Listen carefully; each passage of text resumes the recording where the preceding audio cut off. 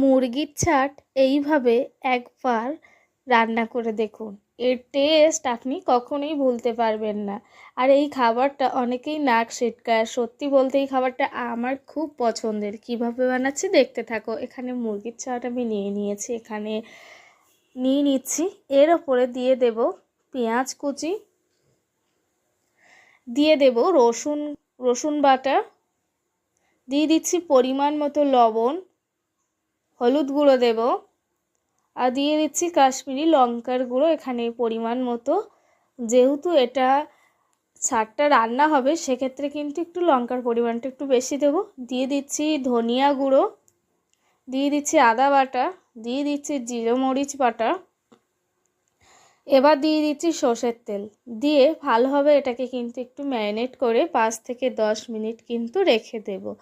রেখে অন্য একটা সাইডে দেখো কড়াইতে তেল দিয়ে দিচ্ছি কেটে রাখা আলুগুলোকে, দিয়ে এখানে পরিমাণ মতো লবণ, হলুদ গুঁড়ো দিয়ে এটাকে কিন্তু ভেজে নেব। একটু সময় ধরে ভেজে নেওয়ার পর দেখতে পাবো আলুগুলো কিন্তু একদম সিদ্ধ হয়ে গেছে, একদম হয়ে গেছে। যেহেতু ছালের মাংসের সাথে রান্না করব, আলুগুলো পাতলা পাতলা করে দিলেই খেতে অনেক বেশি টেস্টি। এখানে কড়াইতে তেল দিয়ে এবার ম্যারিনেট করা মাংসটাকে দিয়ে দিচ্ছি, দেখতেই পাচ্ছ।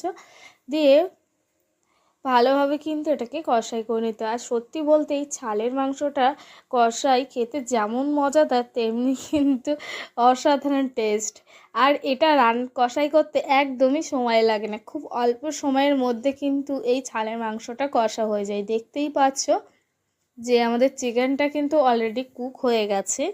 এবার এর মধ্যে আমরা কিন্তু অ্যাড করে দেব ভেজে রাখা আলু, আর একটু ভালোভাবে কিন্তু কষাই করে নেব। দেখতেই পাচ্ছ কতটা পরিমাণ তেল বেরিয়েছে।